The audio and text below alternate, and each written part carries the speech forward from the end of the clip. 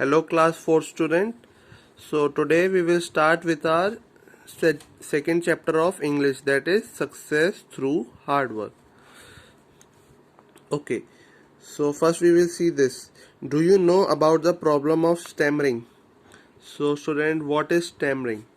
Stammering is to speak without fluency. मतलब जब हम बोलते हैं और हमारी स्पीकिंग में फ्लुएंसी नहीं होती, अटक अटक के बोलते हैं, तो उसे कहते हैं हम stammering. Have you ever met anyone who is facing this problem? आप कभी किसी से मिले जो ऐसे बोलता है अटक अटक के? We should understand the hard work help us to overcome all the problem of our life. तो हमें ये समझना चाहिए स्टूडेंट्स कि जो हार्ड वर्क है इट हेल्प अस टू, हमें सारी प्रॉब्लम्स से ऊपर ले आता है. मतलब हमारी सारी प्रॉब्लम सॉल्व कर देता है अगर हम हार्ड वर्क करें. Let us read the story of Rohan who had a problem of stammering and how he overcame by his hard work. तो now we will start with the story. Rohan is a student of class 4. He is very bright student. So Rohan आप ही की तरह class 4th में है. He is a very bright student. वो बहुत ही bright student है. ही ऑलवेज प्लेस इन सब junior basketball team of A school. तो वो अपने स्कूल की सब जूनियर बास्केटबॉल टीम में भी था. He is good at drawing too. वो ड्राइंग में भी बहुत ही अच्छा था. Rohan has won many prizes in drawing competition in his school. All the teachers like him and he is also liked by his classmate too. अब drawing में भी रोहन अच्छा था. उसने बहुत सारे प्राइजेस भी ड्राइंग कंपटीशन में जीते थे. एंड उसकी टीचर्स भी उससे बहुत लाइक करती थी, मतलब पसंद करती थी. एंड उसके क्लासमेट भी उसे बहुत पसंद करते थे. He is a very gentle and helpful boy. वो बहुत ही अच्छा और हेल्पफुल बॉय था. However there is a problem with Rohan. अब इसके अलावा भी रोहन के साथ एक प्रॉब्लम थी. ही लैक्स क्लियर स्पीच. वो अपनी स्पीच क्लियरली नहीं बोल पाता था. ही स्टेमर्स वाइल स्पीकिंग. स्टेमर्स मतलब to give a pause while speaking, मतलब रुक रुक के बोलना.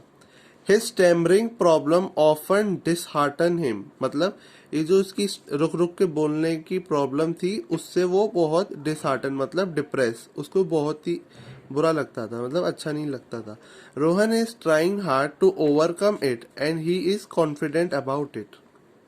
रोहन क्या करता था, वो बहुत ही ज्यादा प्रैक्टिस करता था, बहुत ट्राई करता था कि वो इस प्रॉब्लम से बाहर आ सके. ठीक है. और वो बहुत ही कॉन्फिडेंट था कि वो बाहर आ जाएगा इस प्रॉब्लम से. His parents always support him and encourage him. उसके पेरेंट्स उसे बहुत सपोर्ट करते थे और एंकरेज भी करते थे. ठीक है. Rohan visit doctor Sharma with his mother every day. Rohan जो था वो डॉक्टर शर्मा के यहाँ अपनी मदर के साथ एवरी डे जाता था.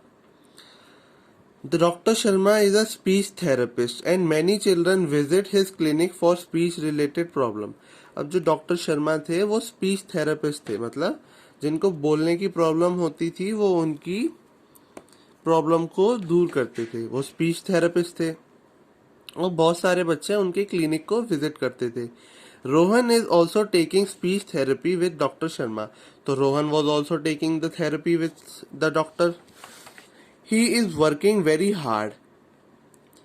Okay, तो Rohan was working very hard with this problem. तो वो बहुत प्रैक्टिस कर रहा था.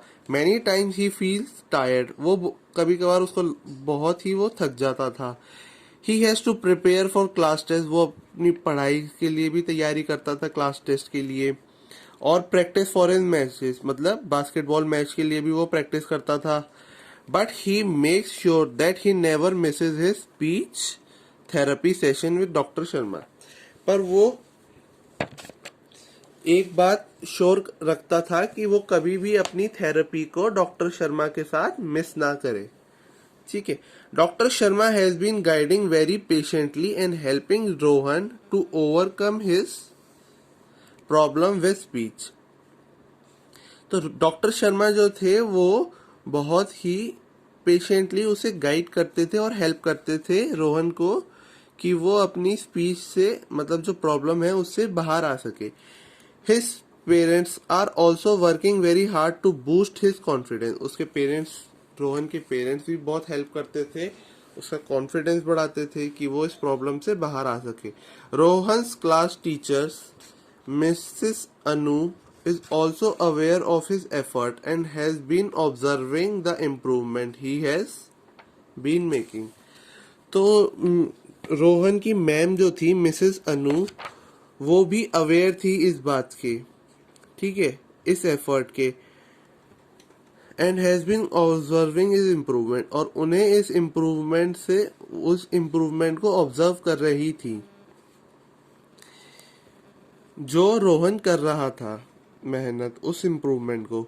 One day Mrs Anu made an announcement in the class, student willing to participate in extempore competition may raise their hand.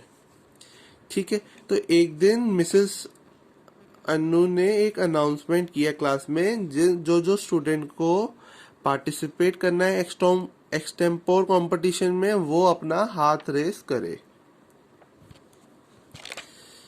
अब among the several raised hands was Rohan hands too. Rohan ने, सब बहुत बच्चों ने हाथ उठाया, उसमें रोहन ने भी अपना हाथ उठाया. Mrs Hanu noted down their names and on finding Rohan's name she smiled and said, "Good Rohan." Rohan also replied confidently, "Thank you ma'am." Extempore competition में उसने भी अपना हाथ उठाया, रोहन ने. एक्सटेम्पर कंपटीशन क्या होता है स्टूडेंट्स, ये अब आप डिक्शनरी में फाइंड करेंगे. ये आपका आज का एक छोटा सा टास्क है. ओके, ये आप फाइंड करेंगे तो आपको पता चल जाएगा कि एक्सटेम्पर कंपटीशन क्या होता है. Okay, so today we will finish here only. From tomorrow we will start from here. Thank you.